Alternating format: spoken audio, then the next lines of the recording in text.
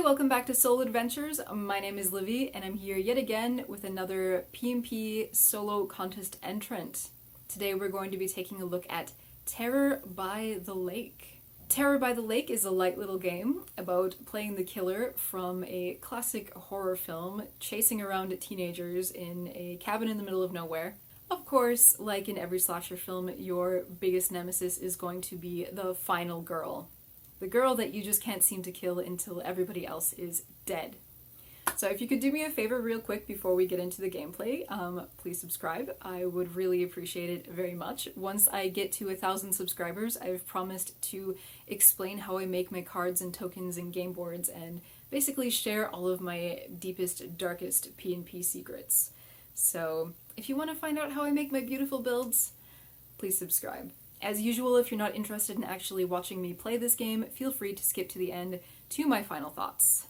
Otherwise, let's venture forth. Okay, so let's get set up for Terror on the Lake. There's not really a lot of setup to do, you just need your little standees and put them in their stands, or however else you have them standing up. You need at least one, but 2 D8s are advisable. And then we just need to pick which killer we want to be. So there are 8 killers to choose from, but I'm going to choose the Doctor, who is an easy killer, according to the rules. And all of the killers have different abilities, which I will explain as the game goes on. So I think that the best way to get into this game is to just start playing. So first we need to roll for where everybody is. So we know that the Doctor from the character sheet starts in the bedroom, and we'll roll for the rich kid. 4. Final girl. Prom queen. Movie buff. And Jock. Can't be with me because we can't start in the same room. And he'll be in the living room with the rich kid. So I cannot directly control these characters here. What I can do is I can scare them with a jump scare, because this is, of course, a horror movie, and I can make them freak out and flee to another random room.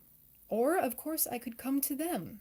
Now, the final girl is basically my arch nemesis, because just like in every horror movie, she's the last girl who is left alive, and I can't kill her until everybody else is dead. And she's really brave, so if I attack anybody in a room adjacent to her, she will jump into the rescue and try to help. So that's pretty difficult. Makes combat a lot harder. Just like every horror movie, you know that it's best to try to kill people when they are alone.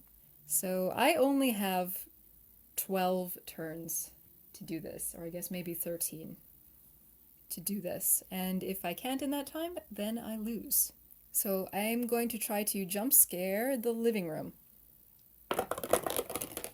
So Rich Kid is going to go to the study, and Jock will go to, well, he'll stay in the living room. If you get the same number, you roll again. 4. If you get the same number twice, he just stays where he's at, and I'm okay with this. I am going to attempt to kill the prom queen. So, blah! The final girl, however, runs to her rescue, and so now I have to roll combat against these 2. So first I will roll my combat. 5. Could be worse. So then I just need to roll combat for each of these 2 and add them together, and if mine's higher, then I kill the prom queen. So 2 and 2. Aha! I did! I killed the prom queen. So prom queen is down. Her special ability is that she can't go to the basement, but you didn't get to see that because I murdered her. So the final girl is now going to run. And she will run to the garage. It's the end of that turn. I can... No, Nobody's adjacent to me, but I do like that they're all split up like this, so I think I'm just going to move, and that's basically my turn. So, oh, final girl, you make things tricky. I'm going to try to attack the rich kid. So, jump into this room, and final girl jumps to his rescue. I rolled a 5, and she rolled a 1. Let's see what rich kid rolls. A 3, so I murder the rich kid. I'm doing really good this playthrough. I usually am not this successful. And final girl will run. And we're already in area 5. She goes to the garage. Okay, next turn. We're only on turn 4. I'm doing really good. I'm going to try to kill the jock. So I jump into this room, and final girl jumps into the rescue. Jock is a little harder to kill, though, because he gets +1 to his rolls. So we'll see what we can do.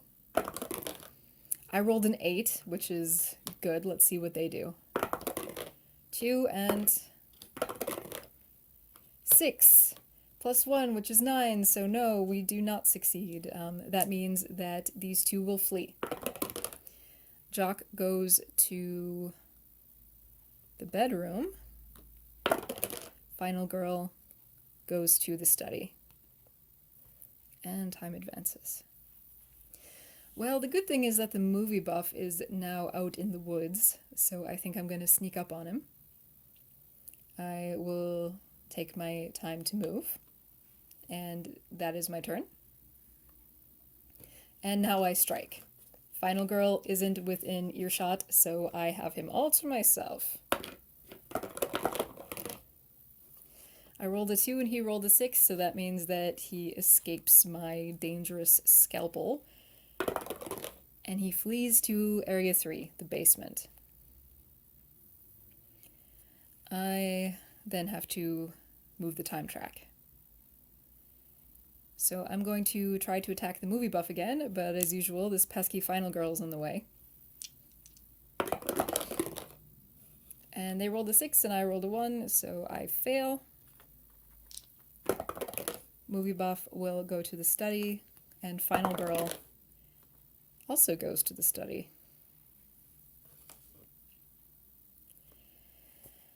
I guess I can try to jump scare them maybe out of the study to try to separate them a little bit. So, did I advance the time track?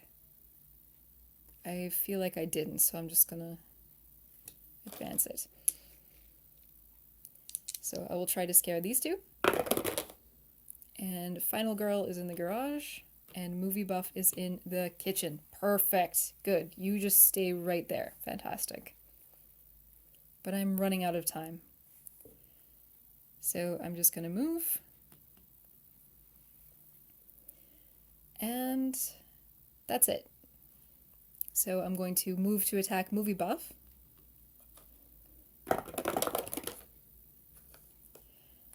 And I have a 7 and he has a 6, so he is dead. Maybe I can do this. So I didn't explain what these guys' special abilities are, but movie buff is the guy who's seen all the horror movies, so he knows exactly what you should do. And that is not split up. So when the characters flee from the killer, he will run along with whoever he's fleeing with. So for example, if they were in the same room as the final girl, they would have fled together. Prom queen can't go in the basement, and rich kid will always be able to flee if there's another person in the room before you roll the strike. Alright, so let's try to kill the jock. I rolled a 5 and he rolled a 2, so +1, that's 3. And I still kill him. That means the final girl is the last one standing. So I have to spend a turn to move.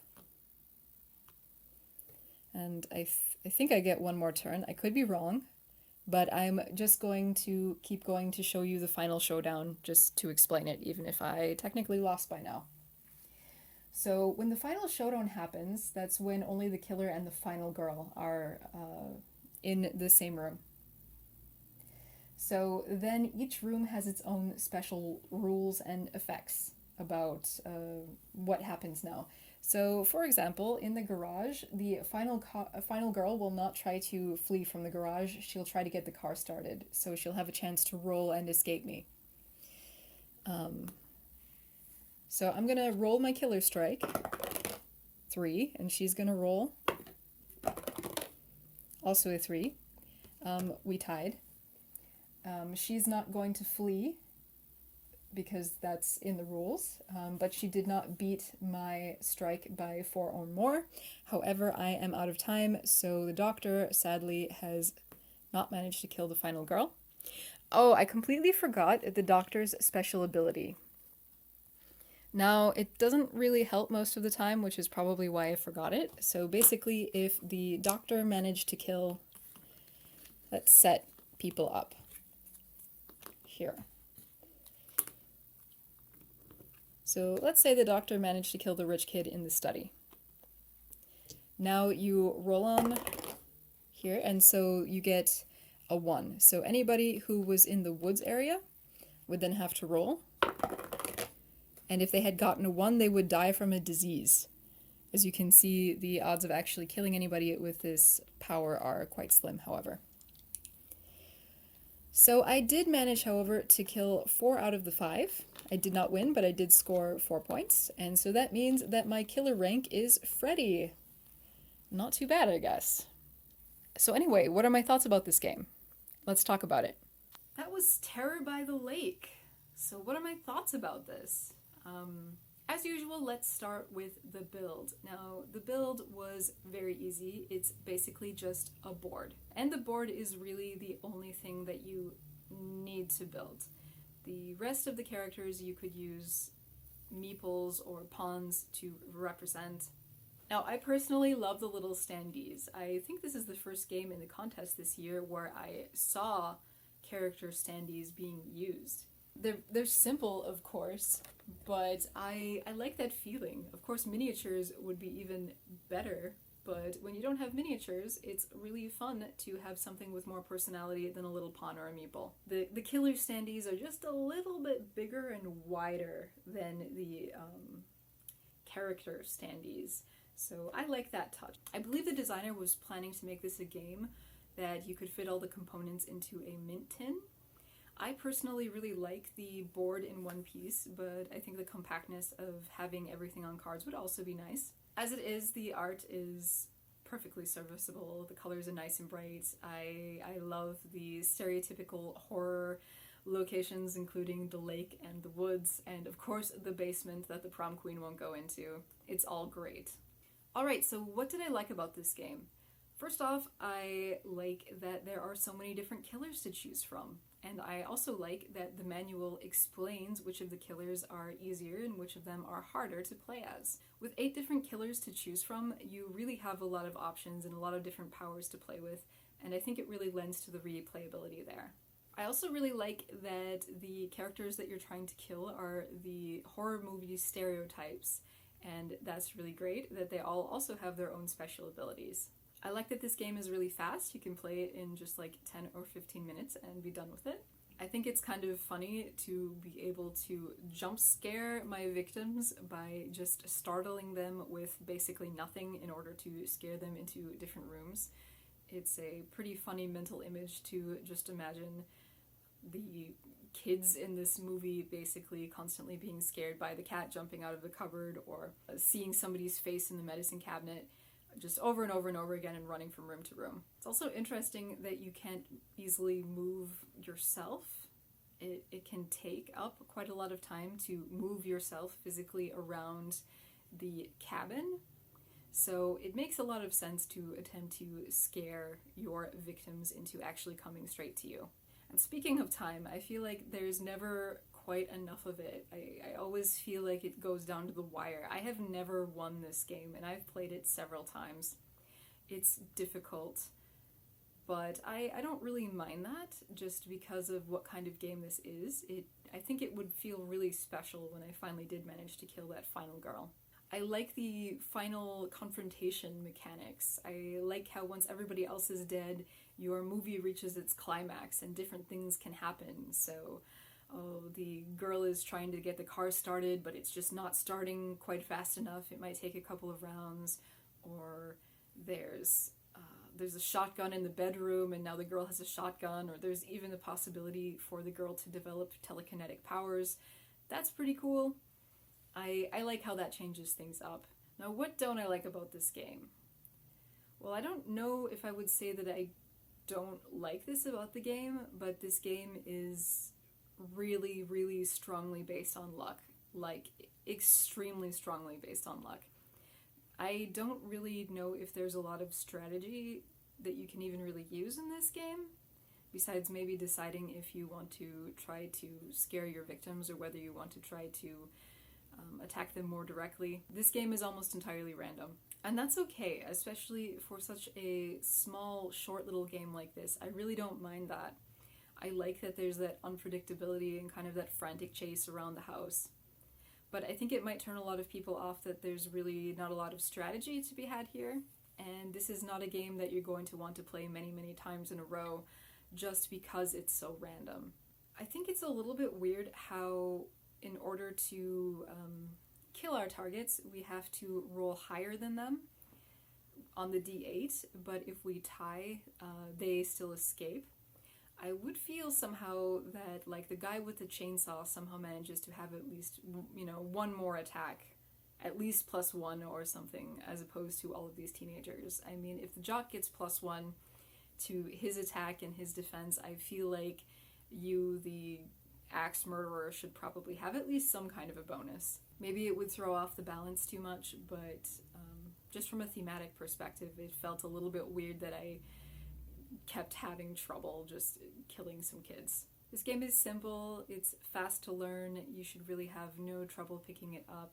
I think its simplicity is a good thing, but at the same time, I feel like if there was maybe one or two more mechanics that this would have felt a little bit more well-rounded. Like if there was an item mechanic or some other kind of resource that you can spend to maybe boost your attack. Like if there, for example, was like a terror meter or something that you can build up and you can use it to increase your deadliness. Like if you scare your targets long enough, you can build up the fear to the point that you have an advantage over them and you will more easily be able to jump out of the shadows and strike. All in all, I had fun with this game. I think it's worth a look, especially if the theme appeals to you. I think it can feel very funny. I don't really think I'm going to come back to this too regularly, but if I'm in the mood for something really fast, just fun, random, and kind of silly, I think that this one is maybe something that I'd pull off the shelf again. Thank you for watching. If you like what I do here, please subscribe and consider supporting me on Patreon. You can also check out the group for solo adventurers on Facebook and talk about all things solo gaming with other nerds like yourself. So until next time.